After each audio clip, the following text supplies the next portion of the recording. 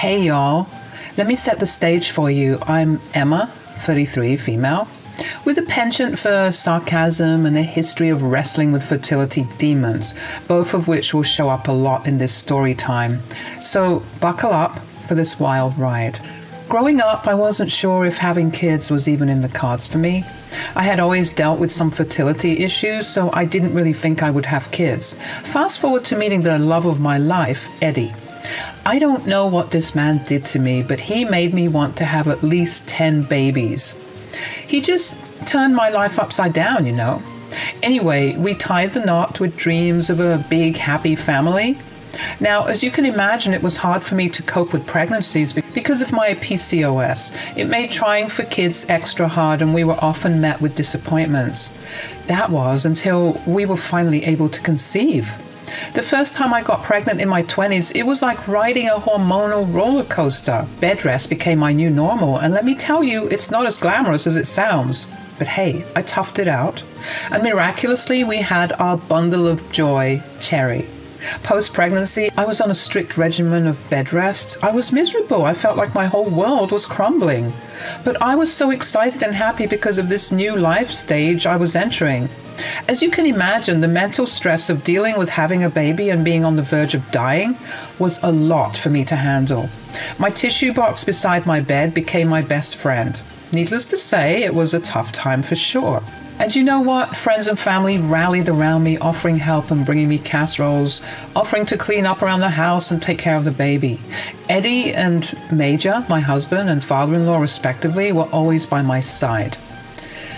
They made me feel like a princess with the way they would wait at my every beck and call. They really made this whole process a lot smoother for me, and I'll forever be grateful for it. I remember they would say things like, "Whatever you need, babe. I'm only one call away." "Oh, you guys, thank you so much for all the help. You're amazing." "No, babe, you're amazing. I mean, despite all the odds. You handled giving birth like a champ. Seriously, you're stronger than us all. You deserve the rest and much, much more." As I said, the people around me were pretty helpful and compassionate. Well, all except for one person, Mabel, my mother-in-law. Now, I'm not saying she should have baked me cookies or anything, but a little sympathy wouldn't have hurt. Mabel made it a point to avoid visiting me, which left me confused because we had a pretty decent relationship. When I asked Major why she wouldn't come and visit, he would always go a bit quiet or brush off my questions by saying I didn't have time to worry about Mabel. I always thought it was strange. Why would Major not want to talk about Mabel and her presence, or the lack thereof? That was until I got my questions answered when Mabel finally decided to grace me with her presence. Let's just say it was more of a storm than a helping hand. Complaints about this and that, nagging that could rival a drill sergeant, you name it. Picture this. There I am trying to heal and navigate the delicate dance of my motherhood, and in walks Mabel, the queen of negativity. Instead of a supportive shoulder, I got a barrage of critiques. It felt like I was in a sitcom, but trust me, there was nothing funny about it. Now, I'm not one to exaggerate, but Mabel's visits were like a tornado of bad vibes. I'd be lying there exhausted and emotional, and she'd swoop in with a cloud of negativity that made me question if I was doing this whole motherhood thing right. "Emma, you're still in bed? Why are you being so lazy? You're a mother now. You have to get up and take care of the house and child." I've been prescribed tons of bed rest from the doctors because I had a high-risk pregnancy. It was all very complicated, Mabel. You know this. That's baloney. They're lying to you because they want you to get even more sick so you can come back, and then they charge you thousands of dollars worth of medication. What you need is to get up and work. I appreciate the concern, Mabel, but I know what's best for my body, and right now that's to rest. Whatever, just don't come crawling to me when that's all you'll be able to do, crawl, because you're being such a lazy bum. Her negativity started reaching new heights, like she was auditioning for a role as the evil stepmother in a soap opera. I decided enough was enough. My mental health was non-negotiable, so I sat down with Eddie and told him about how Mabel's comments were affecting me. He would normally be at work when Mabel would come, so he never really witnessed her BS for himself. He was a good guy, my Eddie. He promised to have a chat with his mom, tell her to tone it down, and create a peaceful coexistence in our little family bubble. Now, here's where things just got messier.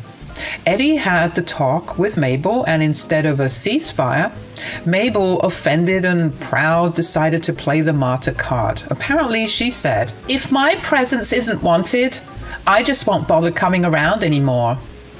Wasn't I meant to be the dramatic one? Considering I just had a baby? Cue the eye rolls. Nobody said her presence wasn't wanted. I just wanted a sprinkle of positivity, not a hurricane of complaints. But hey, who was I to argue with the queen of misconstrued drama? And then there was Major, my father-in-law, who was missing in action during these family skirmishes. His work schedule was busier than a beehive in summer, and when he did have a moment to breathe, Mabel shot down any suggestion of a joint visit to see their grandchild. It was like a twisted game of emotional chess, and baby Cherry got stuck with only one grandparent at a time. Don't get me wrong, she was so privileged to have both her grandparents because I know not many people have that opportunity. But come on, dude. You mean you don't want my kid to experience having both of her grandparents visiting and loving on her? Just weird to me. As I alluded to earlier, when I met Eddie, I had dreams, you all. Dreams of family gatherings where everyone was happy and the room filled with laughter. But Mabel's attitude seemed to be slamming the door on those dreams. Now, I was left watching Cherry grow up with an unbalanced relationship with her grandparents, and it stung. I wanted Cherry to experience the love and chaos of both grandparents at the same time, not awkwardly scheduled solo visits. It was like building a puzzle with missing pieces, and it broke my heart. 8 years had gone by at this point. Life had practically turned back to normal, with Cherry now a sassy 8-year-old and family dynamics settling into something more normal. Surprisingly, Mabel and Major started making more frequent visits, and a strange thing happened. The older Cherry got the less hostile and downright, excuse my French, bitchy Mabel became towards me. It was like a switch had been flipped, and suddenly we were on speaking terms without an underlying tension that could cut through steel. I was happy, don't get me wrong, but I was wondering why she had the change of heart all of a sudden. I chalked up that rough patch in our relationship to some form of postpartum frustration rubbing off on my mother-in-law. I know it sounds crazy, but I had stumbled upon some articles about husbands experiencing postpartum symptoms whenever their wives had given birth, so I assumed other family members might feel it too. Call it empathy or cosmic alignment, but it seemed like Cherry growing up was the magic cure for Mabel's attitude. Fast forward to my 33rd birthday, the day that threw me the biggest curveball of my life. Guess what? I was pregnant. Now here's the kicker. Eddie and I, after navigating the minefield of my first pregnancy, had decided that we'd look into adoption for any future additions to the family. The complications had us second-guessing the whole biological route, as you can imagine. But life has a funny way of surprising you, doesn't it? That night, as I blew out the candles on my birthday cake, I was feeling a bit ill. So after everyone had left, I decided to take a pregnancy test just to be sure, and wouldn't you know it, the darn thing said positive. Now, as excited as I was about expanding our family, fear gripped me. Another potentially high-risk pregnancy? The memories of bed rest, complications, and the emotional roller coaster flooded back. I broke down to Eddie, pouring out my anxieties and worries. Parenthood 2.0 was on the horizon, and this time the stakes felt higher than ever. Babe, please stop crying. I don't know what we're going to do. It's not like I don't want this pregnancy. But you're scared of something wrong happening. Right. I'm scared too, Emma. It was a lot to handle last time, but you handled it like a champ. I just don't want anything to go wrong. With me or the baby, especially the baby. And nothing will go wrong, babe, I promise.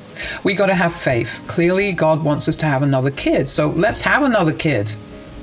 So there I was, you all, knocked up with a surprise pregnancy, and Eddie, my rock, convinced me that we should face this head-on together. He promised to be with me every step of the way, and damn if that man didn't know how to make a lady feel loved. About a month or so later, we decided it was time to spill the beans to our families. The excitement in the air was palpable, and everyone was over the moon for us, except, you guessed it, Mabel. She was in the corner scowling like someone stole her last piece of pie, and when it was time for congratulations, she was as silent as a mime.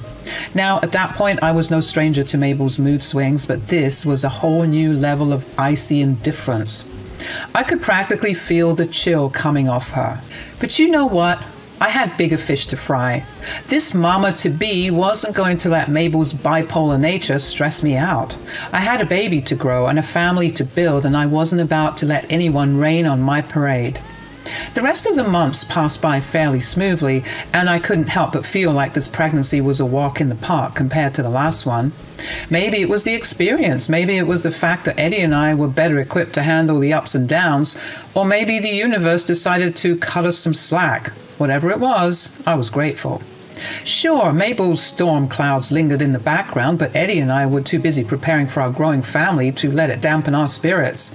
Like I said earlier, this pregnancy wasn't anywhere near as complicated as my first, so you can imagine my surprise when my water broke 1 week earlier than what was scheduled. Naturally, panic ensued, both for me and Eddie, because, we weren't exactly prepared for an early entrance. Throughout the pregnancy, Eddie and I decided to go a bit unconventional. I thought, hey, let's get a doula and a wet nurse, and why not try for a home birth? Now, Eddie was, of course, skeptical, and who could blame him, given my track record with complicated pregnancies? He was rightfully concerned. But being the persuasive woman that I am, I managed to convince him that everything would be just fine, and that we could go straight to the hospital if need be. Fast forward to the big night, and wouldn't you know it, ambulances are taking their sweet time due to some road construction nonsense mess.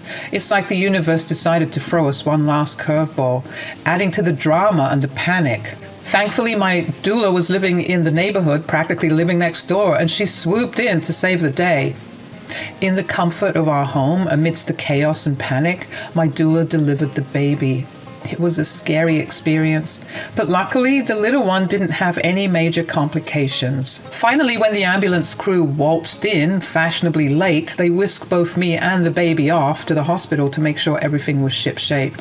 Thankfully, no complications with the little one, but as for me, well, the hospital wanted to run some extra tests just to be sure because I was complaining about a lot of pain. Eddie, being the trooper that he was, stuck by our sides throughout the night, making sure we were all taken care of, refusing to sit down even for a second before he knew that we were both in good hands. Bless that man's heart. Come early morning, he left for home to catch some well-deserved rest after this whirlwind of a night, while I got some much-needed skin-to-skin with my baby boy, Benjamin. Postpartum at the hospital was shaping up pretty well for both me and the baby. We both had barely slept, and I was high off oxytocin, just appreciating the new bundle of joy that we had welcomed. We were under the watchful eye of the hospital staff, and everything seemed to be sailing smoothly. Then, in the early hours of the morning, at around 8 a.m., came the surprise of my life. In walks Mabel, the queen of drama herself, at the hospital.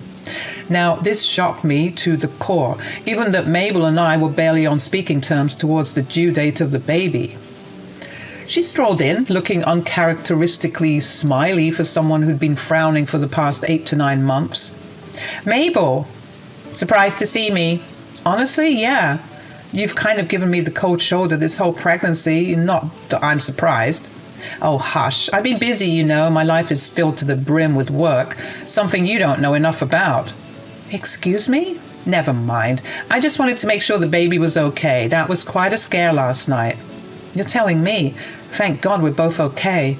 Yes, thank God indeed. Maybe you should stop giving birth since you're clearly not cut out for it. Well, as you can imagine, that's when I lost it. I started yelling at my mother-in-law, asking her what her problem was and why she was so angry with me for apparently no reason. It was like a showdown in a soap opera, and the tension in the hospital room was thicker than a bowl of oatmeal. You've got some nerve talking to me like that, Mabel. You think you can speak to me that way? You're crazy. It's a good thing the baby isn't here to witness you acting like a damn fool. You're one to talk. You need a psych eval or something. You have beef with pregnant women, it seems, which is crazy because you were pregnant. What is your problem with me? Don't be ridiculous, Emma. I don't have a problem with pregnant women. Well, it seems like you do. Ever since I gave birth to Cherry, you avoided me like the plague, and when you would come around, you would make my life a living hell. I know it has something to do with pregnancy because you dropped the act when I was no longer pregnant. I would even say that the past 8 years have been great, but now that I've given birth, you've started your crap again. Mabel, never one to back down, started yelling back. It was a verbal tennis match. Each word a servant volley of frustration. Nurses and doctors peeked in like spectators at a tennis match, unsure of whether to intervene or let the fight continue. We went back and forth for a bit, and that was when Mabel dropped the bomb. I just think that you're taking this postpartum thing way too far. You're so dramatic, Emma. Honestly, get a grip. Excuse me? It's always high risk this and complication that, like grow up. Women from before had to give birth to their own babies and watch them die in their arms, and you need attention because what? Your uterus doesn't work properly?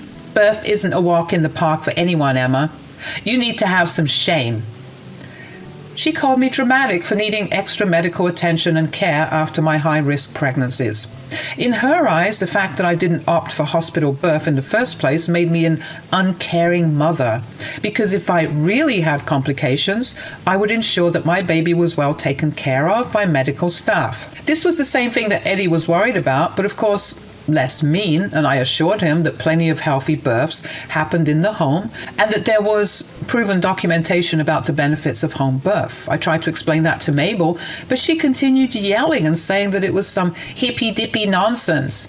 Yeah, you heard that right. Holistic care was hippy-dippy nonsense. I felt a lump forming in my throat as Mabel continued her assault, telling me that if I really cared about having a smooth pregnancy, I would have stuck to the hospital route. Every word felt like a punch to the gut, and I found myself lost in a sea of confusion and hurt. Unable to hold back the tears, I began to cry, not knowing how to react to someone I thought was family treating me this way. But Mabel, she was relentless. She went on, tearing me down for having a problematic uterus like it was something I chose for myself and like I could control it. Through the tears, I managed to gather enough strength to tell her to leave, but it was like Mabel was fueled by my tears, as if the waterworks were giving her the strength to unleash even harsher insults. She went on, telling me the craziest things, each word driving a wedge deeper into my already shattered sense of self. Then she said, "You think you're so special. You even had the nerve to take my husband away from his busy schedule just to check up on you because you were feeling sick. Really? He wanted to come visit me, unlike some people." "Yeah, Emma, I didn't want to visit you. You know why? Because your laziness disgusts me. You expect everyone to wait on your beck and call like you're some queen. Let me tell you something. I had 4 children, and every single time I gave birth, I was called to work the next day. And I'm so sorry to hear that. You deserve the rest and the care you needed." "Shut up. It happened for a reason. It made me strong and not weak and pathetic like you. You should pack up your things and go home to your husband. You need to cook. You need to clean." "What?" "As a matter of fact, you should go home right now. You should clean the dishes." "Are you crazy?" According to Mabel, she had gone to my home before coming to the hospital to ask about the progress of the baby, and she found the place in a mess. And she found a pile of dishes in the sink. Seriously? She was going to give me crap for dishes? I literally had my water break the night before, but for some reason she couldn't comprehend that. I tried to explain that I can't just walk back home, but she's in full-on shout mode. It's like a tornado of accusations and chaos, and I'm stuck in the middle of it. Just when I thought this night couldn't get any crazier, Major's voice cuts through the chaos from behind us. "Got you." Suddenly, Mabel started trembling like a leaf in a storm. I'm looking at Major like he's my knight in shining armor, riding in to rescue me from this crazy situation. Turns out, Major had overheard the whole thing and decided to play detective. He knew Mabel's antics were out of control, and he'd had enough. The "got you" was his way of exposing her for being so awful. "What are you doing here?" "I could ask you the same." "I was just telling Emma, save it." I heard the whole thing. How could you speak to her this way? I knew you had your issues, but I didn't know you could be so vile. And that thing about you working while juggling 4 kids? Why did you lie? You know you had all the support from your mom and sister during that time. Why are you trying to make Emma feel bad? She just gave birth. Mabel, caught in the act, was shaking like a leaf as Major laid down the law. He wasn't buying any of her explanations, calling her out for the evil she was trying to put me through. Major didn't mince words. He straight up told Mabel that he thought it would be best for her to spend the night in a hotel instead of at home because he was utterly disgusted with her behavior. It was like a courtroom drama, and Mabel was left broken and on the verge of a mental breakdown. I don't know why she looked so distraught, as if getting caught was the last thing she wanted. There she was, like a deer in the headlights, caught being absolutely evil towards me for no reason. She left, tail between her legs, and I turned to Major and asked him what the heck just happened. Major, looking as bewildered as I felt, confessed he had no clue why Mabel was being so awful, but he knew that he had to put a stop to it. In a moment of clarity, I suggested that maybe she was just jealous. For once, the attention wasn't solely on her. People had to take care of me and look after me, and of course, she was jealous, and that seemed to have triggered something deep within her. Now, both Mabel's husband and son were fed up with her antics. They aren't on speaking terms with her, finally realizing just how awful she could be towards me. Mabel, in a desperate attempt to mend things, has reached out to me, even asking for my help. But you know what? Every single time she calls, I decline. Sometimes toxic people need to learn the hard way. This grown woman treated me like dirt for reasons that are still unclear.